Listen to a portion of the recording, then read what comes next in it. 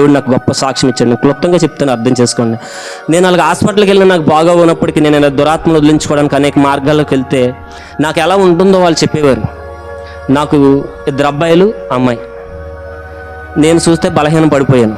వచ్చి అత్తరూరులో ఉంటున్నాను. నా భార్య పిల్లల్ని బాగా చూసుకోవాలనుకున్నాను కదండి, వాళ్ళ కోసం. నాకు ఉంటాకి ఇల్లు లేదు, ఏమి లేదు. నేను ఉన్నది ఒక అరంబి. నాకు కుటుంబస్తులు 10 మంది, అందులో నేను 5 అక్కలు. నాకు అందులోంచి వచ్చిన వాడిని, నాకేమీ లేదు.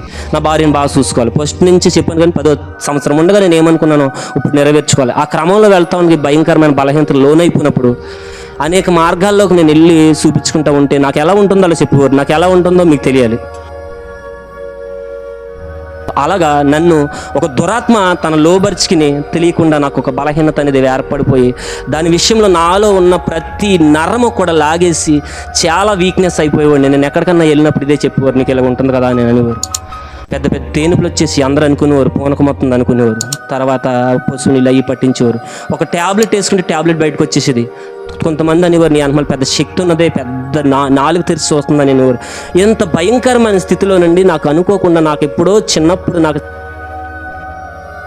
లోనైపోయి కనీసం నిలబడ్డానికి కూడా నిలబడలేక కాళ్ళు లాగేసి ఇక్కడి నుంచి ఇక్కడికి పొడిచేసేది నాకు ఆ బలహీనత.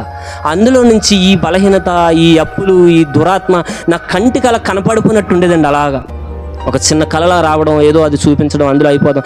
ఈ జీవితం ఎంతగానో చనిపోదాం అనుకునేవాడిని అండి. ప్రతి బుడబొక్కలో నమ్మేవాడిని, చిలకదోషం చూపించుకునేవాడిని.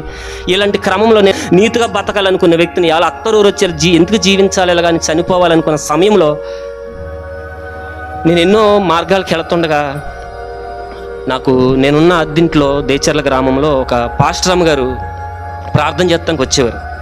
వస్తే నాకు నచ్చేది కదా. నేను సంవత్సరానికి 3 మాలలు వేసేవాడిని అండి.